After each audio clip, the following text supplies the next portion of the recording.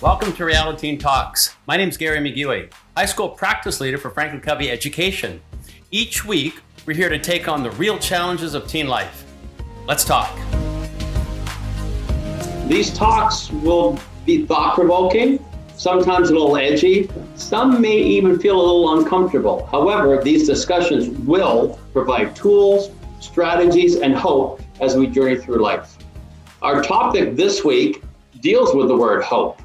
So let's meet our Realiteen's panel and listen to their thoughts related to this topic. Team, how's everybody doing? Let's meet Abby, Laquez, and Divine. Hey. Nice. So thanks for joining, team. And this word hope, such an important word, a powerful word in this day and age. When you hear the word hope, what are some initial thoughts? I guess I'll go first. Hope to me means not allowing where you are now determine where you're going in your future. That's what hope means to me. I think hope is kind of like the thing that keeps us happy. It's almost like hope stirs those emotions. It's like that feeling in your stomach where it's like that super strong faith, like that thing to keep you going in the positive direction. Hope to me is knowing that, or having faith that what you believe will happen, if that makes sense. Like what you're working towards, or if it's religious, anything like that what you believe or what you're working towards, kind of like Laquez was saying, will happen, and that you have a way to, your potential has a way to affect that. So I'm hearing you say that having that positive intent is really, planting that positive seed is really important in this whole world of hope. Yeah. Team, could you share any thoughts personally where this word hope proved to be extremely valuable as a learning experience?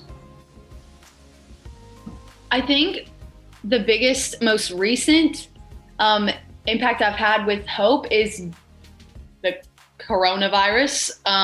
It's kind of on everyone's minds always, but from looking at from the beginning and then looking at till now, there's that shift of how hope has changed. Because at the beginning we were all hoping for, and we've all kind of talked about this, like we were hoping that like our hope was to get the coronavirus over with. But now that we're in the moments that we're in, for me, I'm starting to take it moment by moment and living in that moment and trying to hope for that light in each moment, even if it's not what I'm used to or what I'm given. And I think hope for me, especially now in our day and age, I hear a lot on social media about like manifesting this and this. I'm going to manifest this. But if you try to manifest something without hope, you're just thinking of it really.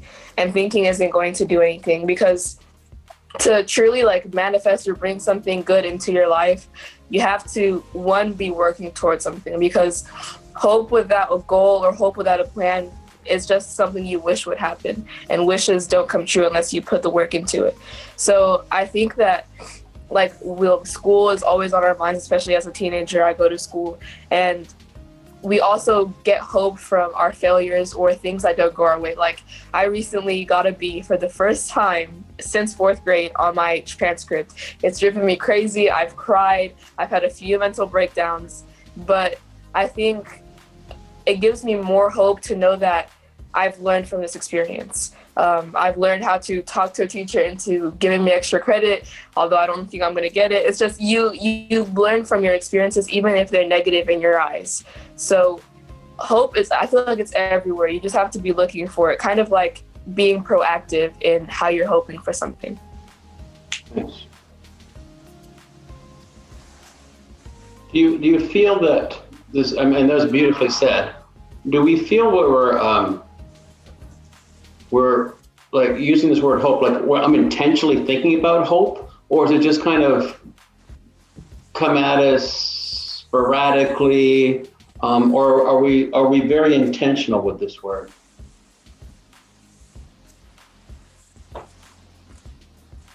I feel I feel like hope is kind of one of those words that we use every day to the point where it's not desensitized. It hasn't lost its meaning, but it just seems more regular. Like you can say, oh, I hope this goes my way. I hope so. Like it's less, I put work into it, I'm waiting to get something out, and more just, I wish this would happen. But I think that really, whenever I use the word hope, it's something that I really believe will happen. Because there's that aspect of believing that this will come true, or I'll be able to do this, if that makes sense. Yeah. Thank you. I think the word is also. Go ahead. And then the word is also intentional because, like Divine said, it's always that hope, but also there's the action behind, hoping that something that'll happen. You have to put work behind it. So it's like a very intentional word. You can go ahead, Abby. No, you said it perfectly. I was just going to say intention plays a really big part of it. And in order to start those actions of getting there, you have to have the right intention, because if you don't start with this, the rest isn't going to follow. So you have to have that mindset of this, the positivity that this is going to happen, or this is going to work, or I hope for this, because it's a mixture of this and this to start actually doing it. And then that's when you're going to see results. So what would you say to someone who is really struggling, like they feel a little hopeless? Like, that's a good word, but you know what? I'm not feeling it right now in my world, in my life. I mean, what would you suggest, team, if you were someone's, hope coach? What are some things you could suggest to provide some help to people that are really struggling with this word? I feel like a lot of the times when we think of hope, we think that we have to just jump to the big thing. Like, we hope for the end result. Boom, done. Mm-hmm. But it's not like that. Like, you have to break it down. It's like anything. If you want to actually accomplish something, you're going to have a process. And so I think my biggest piece of advice would be, like, take it step by step. It's like working out. Like, if you're trying to get fit, where you start and where you end, you're not just going to automatically get to your end goal. You have to go day by day and, like, keep doing it and stay on track. And, like, you'll fall down sometimes, and then you'll be like, okay, well, I don't want to go back there. So then you're going to work harder. And it's like a process like this. And it's not always going to be easy, but at the end of the day, like, if you take it little by little, A, it's going to be less overwhelming, and B, it's going to be better on just your emotional and mental health as a whole. Because you'll know, like, if you set your mind on the baby step process, it'll keep your spirits alive and make you want to work harder. I love what Abby is saying, especially with it's good for you emotionally and mentally, because you have to remember that we're only human at the end of the day. And I have this tendency, I feel like a lot of students have this tendency to, you're thinking, when I'm a senior, I want to be going to either a D1 school, or this is my dream college. And that's what you're thinking. And there's so many little things that you can do to get there. And when you get lost in, will I ever make it? That's when you start to lose hope. And I've been there. I was there last week. Last week was a hard week for me. And there's going to be hard weeks. There'll be hard months. It's going to get hard. And there's going to be days where you lose hope.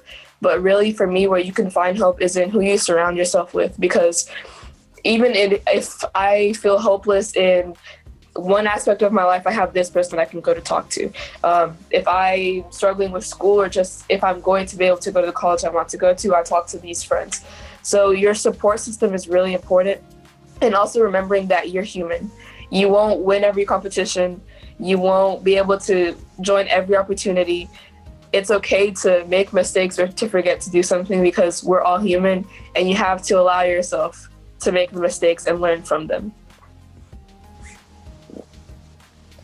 Then for me, I would say that hope is created like at an intersection of three things: your passion, perseverance, and like your faith, just like your wishful thinking and your drive to work. So like passion, you would find things that, you love doing. And then your perseverance, if you love doing something, you'll continue to work hard at it. You'll strive to get better at it. And then your faith is like, once you've done everything you can, you just, I've taken the initiative, I've taken the steps to do it, and now I've done my part, and I'm relying on hope and the Lord or the universe to do it. Nice. So I'm hearing, it's just brilliant. You're just kind of mesmerizing me as I'm listening to you. I'm hearing little wins, get some little wins and build on those little victories, right? Start small, focus on the process. Maybe have a support system. Have that passion, that drive, yeah? So team, just in leaving here today, what would you say would be the one key takeaway if you had there's a 15-year-old out there that really wants to just hear one thing from you in strengthening this word hope, what would you say? I would say have the right mindset and know what you want. No matter how crazy it seems, you can hope for anything. But at the end of the day, know that it's not all on you. You have people. Like we were talking about, that support system. We're not made to go through life alone. That's why Corona was so hard, because we had to be socially distant. So just know that you can work hard yourself, but allow time to replenish and be able to share things with others who care for you and who are there, because it's that process that you're going to enjoy. You want to enjoy the process and the people that help you along the way. I think for me, what I wish somebody would tell me if I were either in the middle of a hopeless time or just needing hope is that the world doesn't expect you to be perfect. I mean, as a student or as a sister, as a friend, I feel like we have so much pressure to just look perfect everywhere we are. Like if my social media page doesn't have this many followers, or if I haven't hung out with my friends, there's so many things, and it's so hard to find a balance, and you need to give yourself time to find the balance, and you need to be able to expect change. If you told me that I was going to be getting a B in accounting and finance when I'm taking advanced chemistry, I would not have believed you. But you need to be able to allow change to happen and to look at it, and if it's a failure or if it's good, how can I go from here? And just make your plan. Nice. And then for me, I would say, don't allow your current circumstances to limit the amount of hope that you invest in the future. Your hope should be like a well that never runs dry, and basically bloom where you plant it. Man, you guys, I really appreciate your wisdom, guys. Thank you so much. That was tremendous, and looking forward to learning more from you guys as we progress through these sessions. So once again, thank you so much. And audience, if you like what you just heard, please subscribe to our weekly Realiteen talks. Thank you, everybody. Have a great day. We'll see you next time. Thank you. Team, welcome to Realiteen Check. Summarizing what we heard today around God hope. First of all, we heard from the team the power of having a positive mindset. Secondly, hope shouldn't be about results, rather a journey. Focus on celebrating the little wins along the way. Third takeaway, be deliberate and intentional when it comes to being hopeful. It's important to set goals, to dream, but don't let disappointment stop our desire to hope. And then lastly, as food for thought leaving here today, let's take time to reflect on this word hope. Really dive into what it means to be hopeful, feeling inspired, optimistic about an upcoming engagement. Let's be deliberate and intentional. Let's be hopeful about the upcoming month, week, and day. Carpe diem, seize the day. See you next week, guys. Thanks. Thanks for tuning in. Subscribe to Realiteen Talks on YouTube, Apple, or Spotify, and leave a review or comment. We'd love to hear from you.